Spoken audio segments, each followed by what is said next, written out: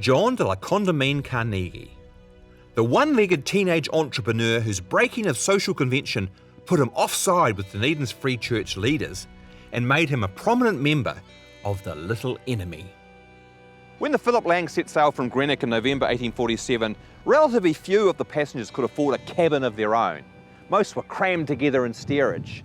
So this made for a very intimate grouping of cabin passengers who shared meals and would spend a lot of time together aboard ship. So if there was any awkwardness between them, it could be doubly difficult. Now, one cabin passenger for whom things did get very awkward was John de la Condamine Carnegie. He was a 19-year-old from Edinburgh, the son of an army veteran turned wine merchant who lived in this rather smart area of St Bernard Crescent. He set out for Otago to make his fortune as a storekeeper. In childhood, however, John had had his leg amputated above the knee, so he walked on a peg leg. But despite this physical handicap, he was renowned for his enterprise and apparently could get about very ably on horseback. John was accompanied to Otago by his wife, Emma Stitchell, a 22-year-old from London. Except they weren't actually married, or at least not according to a form recognised by the Free Church. When their fellow cabin passengers worked this out, they refused to mix with the young couple, and the poor Carnegies were banished to their cabin.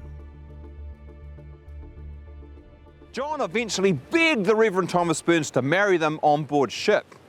He agreed to do so, but not without making them squirm. It wasn't until just before the ship reached Otago that he duly performed the wedding ceremony for them. There were some consequences of this standoff.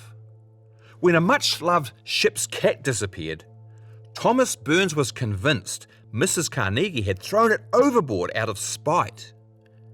And later, when the pioneer community of Dunedin began to fracture along religious and national lines, John Carnegie joined the opponents of the Free Church leadership, the so-called Little Enemy, which was mainly made up of English settlers and religious dissidents like the Anglicans, with whom he seems to have thrown in his lot. His merchant aspirations were finally realised in Dunedin. His business, originally here on Lower High Street, was one of the most important businesses in the first couple of years of Dunedin. And building it was one of the first paid jobs for his fellow Philip Lang passenger, James Adam, who described Carnegie as an impetuous man. Whatever he did heartily. A good example of that, according to Adam, was Carnegie buying a whole shipload of trade goods from a ship that called at Otago even before the store was finished.